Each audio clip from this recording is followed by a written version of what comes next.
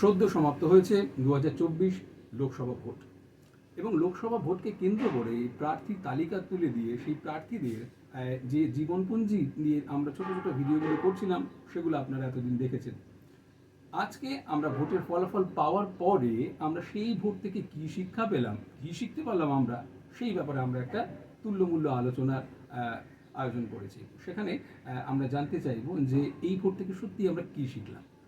হ্যাঁ, অবশ্যই যে প্রথম শিক্ষাটা আমরা পেলাম যে গণতন্ত্রের উপরে এখনো ভরসা রাখা যায়। আমাদের যে ধারণাটা ছিল যে ভোট দিয়ে কি হবে, ভোট দিয়ে তো আসলে কিছু হয় না, কিন্তু তা কিন্তু নয়। আমরা জানতে পারলাম যে মানুষ কিন্তু এখনো গণতন্ত্রের দ্বারা ভোট দিয়ে রাজনৈতিক দলগুলোকে শিক্ষা দিতে পারে, এবং তা দিতে পারে এই কারণেই কারণ মানুষ কিন্তু অ্যাকচুয়ালি সব কিছু দেখে, জানে, শোনে, বোঝে। মানুষ দেখে, মানুষ বিজেপির রাষ্ট্রবাদকে দেখে, মানুষ টিএমসির যে জনমোহিনী নীতি তা বোঝে, মানুষ সিপিএমের যে বিকল্প রাজনৈতিক ভাষা তা শোনে, কংগ্রেসের সমন্বয় সাধনের চেষ্টাকে বোঝে, এবং সব কিছু নিয়ে তুল্যমূল্য বিচারের পরেই মানুষ ভোটটা দেয়। সুতরাং মানুষ তর্ক করতে গিয়ে সে হয়তো আপনার কাছে চুপ করে যাচ্ছে, তার কারণ মানুষ কিন্তু তর্ক করতে চাইছে না।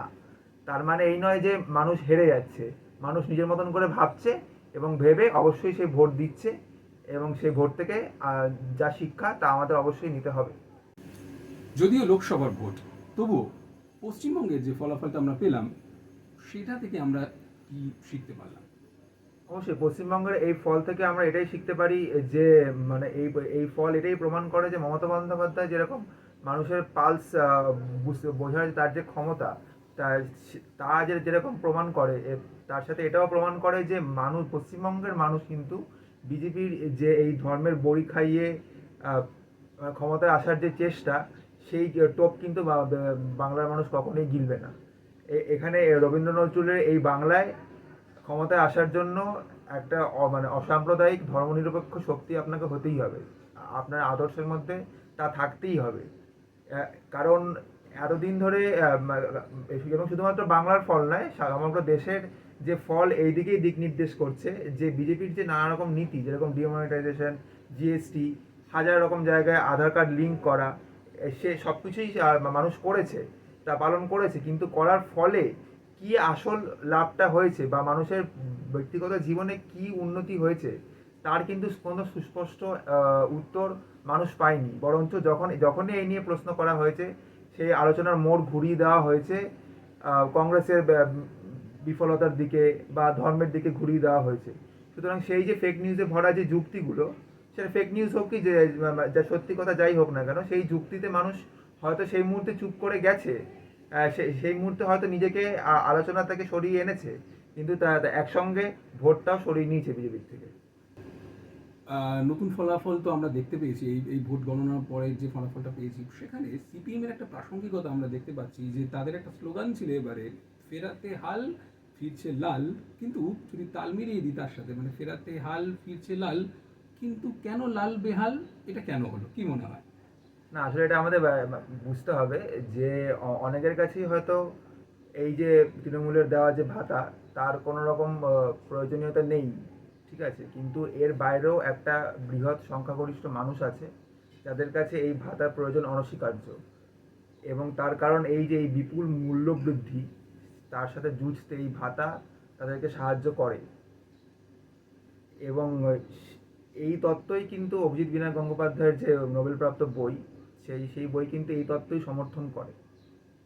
সুতরাং এই যে ভাতা দেওয়ার যে যে পরিকল্পনা, তাকে কিন্তু আমরা মানে কোনোভাবেই অসম্মান করতে পারি না। আজকে যদি এর বিকল্প কিছু থাকে, সেটা এই মূল্যবৃদ্ধিকে কমিয়ে দেওয়া হোক, কি মানুষকে অর্থনৈতিকভাবে সেই পরিমাণে স্বাবলম্বী করা যাতে সে সামলে নিতে পারে, সেটা কি করে করা যাবে, তার কি প্ল্যান, এটা সিপিএম বিজেপি দুজনকেই স্পষ্ট করে মানুষের কাছে তা কনভে করতে হবে, তা মানুষকে জানাতে হবে, তুলে ধরতে হবে, মানুষকে বোঝাতে হবে। এবং যদি সেটা না করতে পারা যায়, তাহলে মানুষ অবশ্যই যা তার হাতের কাছে আছে সেই দিকেই যাবে। এবং যতদিন না এবং এই কাজটা করতে, এই যে মূল্যবৃদ্ধির সঙ্গে লড়াই করার যে উপায় রূপরেখা, এটা আমরা আশা করতে পারি সিপিএমই এটা করতে পারে, কারণ একজন মানে একটা পুঁজিবাদী দল তো অবশ্যই তা করতে পারে না, পুঁজিবাদ বিরোধী হিসেবেই তো আমরা সিপিএমকে চিনি। সুতরাং সিপিএম আশা করি সেটা করতে পারে। সুতরাং সেই দিকে সিপিএমকে মন দিতেই হবে। মানুষ কিন্তু মানে বোকা নয়, বা মানুষকে অমেধাবী বলাটা উচিত নয়, মানুষ মেধাচর্চা করার সুযোগ পায়নি। সে যদি সুযোগ পেত তাহলে পরে সেও জেএনইউতে পড়তো, সেও এবিভিপি বা বিজেপিকে আটকে দিত। সেটাই সে করেছে উত্তরপ্রদেশ, কেরালা এবং অবশ্যই পশ্চিমবঙ্গ। তার জন্যই সমগ্র দেশে ইন্ডিয়া জোটের এত ভালো রেজাল্ট। এই রেজাল্ট যদি সমগ্র দেশের জন্য ভালো হয়, বামপন্থার জন্য তা ভালো হতে বাধ্য। এবং 34 বছরের শাসনটাকে অনেক সময় বলা হয় যে শেষের দিকে একটা অপশাসন, সেটাও কি বর্তমান প্রজন্ম মানে ভুলতে পারছে না? তারা যদিও সিপিএম এই তারুণ্য নির্ভর দলের কথা বলে, তারা নতুন সারির সমস্ত নেতা বা যুবক যুবতীদের নিয়ে যে দল করেছে, সেটা হলো সেই ভূত কি তারা করে যাচ্ছে এখন? একদমই, মানে আমরা দেখতে পেয়েছি যে সিপিএম এর অনেক প্রচুর নতুন নেতা উঠে এসেছে এবং তারা অবশ্যই যথেষ্ট বলিষ্ঠ নেতা, কিন্তু কিন্তু তাদেরকে যা জানানো হয়েছে মানুষ তো তাই জানে। সুতরাং তার বিকল্প হিসেবে যে নতুন চিন্তা ভাবনা, তা এখনো স্পষ্ট করে মানুষের কাছে পরিষ্কার হয়নি, সেটা করতেই হবে। আমরা দেখতে পাচ্ছি যে এই লোকসভা ভোটের ফলাফলে এনডিএ জোটকে একটা কড়া টক্করের মুখে পড়তে হয়েছে ইন্ডিয়া জোটের কাছ থেকে। তো এখন আমরা তাহলে কি বলতে পারি যে মোদির বিরোধিতা করতে পারেন এমন একজন নেতা বা নেত্রীকে আমরা পেয়েছি, বা আমরা কি আদৌ সেটা পেতে পারি? না, আসলে মানে ভারতীয় গণতন্ত্রের যে ইতিহাস, যে ভোটে লড়ার ইতিহাস, সেখানে সব ক্ষেত্রে তো ব্যক্তি বনাম ব্যক্তির লড়াই ছিল না। এমন হতেই পারে যে একজন ব্যক্তির বিরুদ্ধে একটা গোষ্ঠী উঠে আসলো, এবং সেই গোষ্ঠীতে বর্তমানে আমরা যা দেখতে পাচ্ছি যে ইন্ডিয়া জোট, সেই ইন্ডিয়া জোটে অবশ্যই আমাদের পশ্চিমবঙ্গের মমতা বন্দ্যোপাধ্যায় যেরকম গুরুত্বপূর্ণ একটা ভূমিকা পালন করেছে, এবং তার সঙ্গে আমরা দেখতে পারি কংগ্রেসের যে রাহুল গান্ধী, আর রাহুল গান্ধীর যে গুরুত্ব, তা তো আমাদের আমাদের স্বীকার করতেই হবে, কারণ পরপর দলের যে ভরাডুবি এবং তার সঙ্গে ব্যক্তিগত এবং পেশাগত যে বিদ্রুপ, সেই বিদ্রুপের ঝড় মানে সহ্য করেও নিজের আদর্শে টিকে থেকে, নিজের আদর্শে স্থির থেকে সমগ্র দেশের মানুষের কাছে পৌঁছে, দেশের মানুষের কথা শুনে সেই কথাকে রাজনীতির মাঠে বলার যে সাহস বা বলার যে দৃঢ়তা, তা তো তার মধ্যে আছে। এবং এবং সেই কথা বলার জন্যই যে জোট তৈরিতে একটা গুরুত্বপূর্ণ ভূমিকা নেওয়া ইত্যাদি, এই সমস্ত যে কার্যকলাপ, তা অবশ্যই বর্তমান ভারতে একজন প্রয়োজনীয় এবং গুরুত্বপূর্ণ নেতা হিসেবে তার যে দাবিদার, তাকে তো তা অবশ্যই শক্ত করে সে দাবি। কংগ্রেসের এই ভোটের ফলাফলটা বেশ ঊর্ধ্বগামী, মানে কংগ্রেসের সূর্য অবশ্যই কিন্তু ঊর্ধ্বগামী, কিন্তু পশ্চিমবঙ্গে কংগ্রেসের সূর্য কি অস্তাচলগামী মনে হচ্ছে? পশ্চিমবঙ্গ হয়তো কংগ্রেসের সেই পরিমাণ আশানুরূপ ফল হয়নি, কারণ এখানে তৃণমূলের মতন একটা শক্তিশালী দল আছে। তৃণমূল, সিপিএম, কংগ্রেস, বিজেপি, পশ্চিমবঙ্গের নিরিখে দেখলে এই যে চারটে বড় দল, সেই দলীয় রাজনীতি থেকে যদি বেরিয়ে যায়, একজন আম নাগরিক হিসেবে এই ভোটের ফল থেকে আমরা কি শিখতে পারলাম?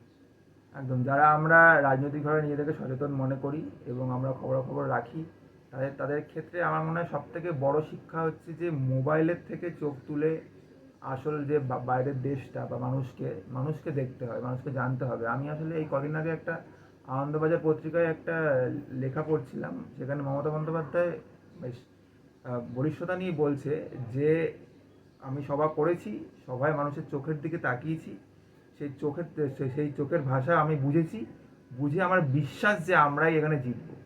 সুতরাং এই যে মমতা বন্দ্যোপাধ্যায়ের মতন একজন বড় নেতার যে মানুষের চোখের দিকে তাকানো এবং তাকিয়ে যে তার তৈরি যে বিশ্বাস, এই যে ক্ষমতা, এইটা আমাদেরকেও বুঝতে হবে। মানুষের কথা বলতে গেলে বা মানুষকে জানতে গেলে মানুষের দিকেই তাকাতে হবে। মোবাইলের দিকে তাকিয়ে বা মোবাইলে সোশ্যাল মিডিয়াতে আমরা যে মতামতগুলো দেখছি, তা দেখে তার উপর বিশ্বাস করে নিজের মতামত সৃষ্টি করলে পরে তা অবশ্যই ভুল হবে। এবং সেটা একেবারেই ঠিক প্রমাণিত হয়েছে, কারণ এক্সিট পোলগুলো যেখানে যে ধরনের এক একটা ফলাফল দেখাচ্ছিল, সেটা সর্বভারতীয় স্তরে হোক অথবা আমাদের রাজ্য স্তরে, এটা পুরোপুরি কিন্তু নস্যাৎ হয়েছে এবং ভুল প্রমাণিত হয়েছে। একদম, এক্সিট পোল তো একটা নির্দিষ্ট গোষ্ঠী, তারা কিভাবে ঠিক তো সেটা বলেছে, সেটা আমি ঠিক ভালোভাবে জানি না, কিন্তু অবশ্যই তা যে ভুল প্রমাণিত হয়েছে তা তো আজকে সত্য। এবং কিন্তু সোশ্যাল মিডিয়ার ক্ষেত্রে মানে আমি যতদূর বুঝি যে সোশ্যাল মিডিয়াতে একটা অ্যালগোরিদমের কাজ করে, মানে আমি যদি একটা নির্দিষ্ট ভাবাদর্শে বা নির্দিষ্ট একটা বিশ্বাসী থাকি এবং সেই অনুযায়ী আমি খোঁজ খবর করি, তা আমাকে সেই রকমই আমাকে খবরাখবর দেওয়া হবে। সুতরাং এখান থেকে আমাদের একটা ভুল ধারণা তৈরি হওয়ার অবশ্যই সুযোগ আছে যে যে আমি যেরকমভাবে ভাবছি হয়তো সেরকমভাবেই হতে চলেছে, কিন্তু অ্যাকচুয়ালি হয়তো তা নয়। তার জন্যই মোবাইল থেকে চোখ তুলে বাইরের পৃথিবীটাকে দেখতে হবে। একেবারে 2024-এর এই লোকসভা ভোট সমাপ্ত হলো। আমরা বাংলা এবং দেশের নিরিখে কিন্তু ফলাফল পেয়ে গিয়েছি। আমরা তাকিয়ে থাকবো আগামী দিনগুলো অবশ্যই সোনালি হবে। আগামী দিনগুলো অবশ্যই নতুন সম্ভাবনার সুযোগ তৈরি করে দেবে আমাদের সকলের কাছে। জোরালোচনা টিমের তরফ থেকে সকলকে শুভেচ্ছা। চোখ রাখবো আমরা পরবর্তী দিনে।